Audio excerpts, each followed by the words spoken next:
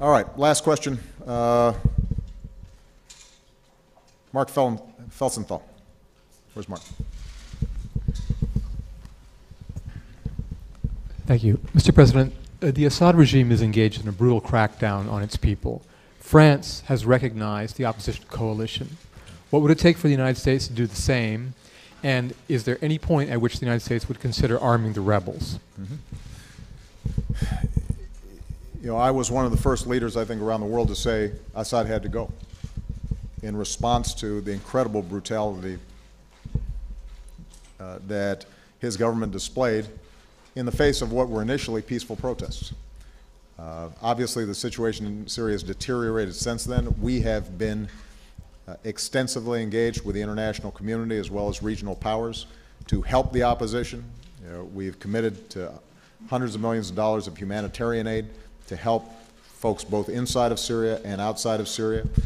We are constantly consulting with the opposition on how they can get organized so that they're not splintered and divided in the face of the onslaught from the Assad regime. We are in very close contact with countries like Turkey and Jordan that immediately border Syria and have an impact, and obviously Israel, which is having already grave concerns, as we do, about, for example, movements of chemical weapons that might occur in such a chaotic atmosphere. And they could have an impact not just within Syria, but on the region as a whole. I'm encouraged to see that the Syrian opposition created an umbrella group that may have more cohesion than they have had in the past.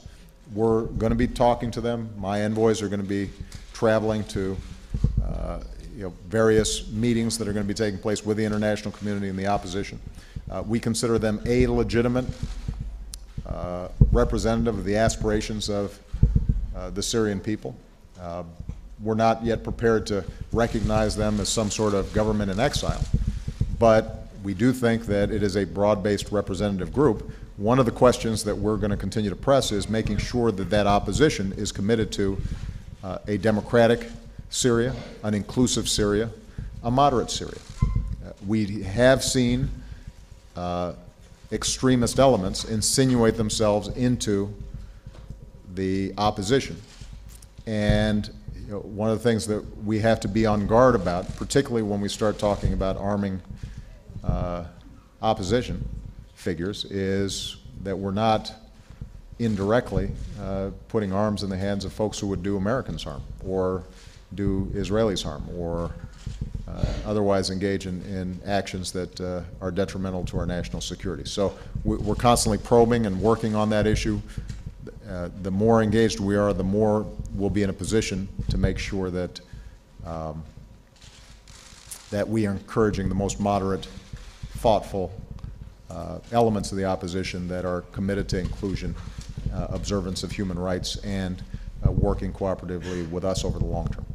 All right? Thank you very much.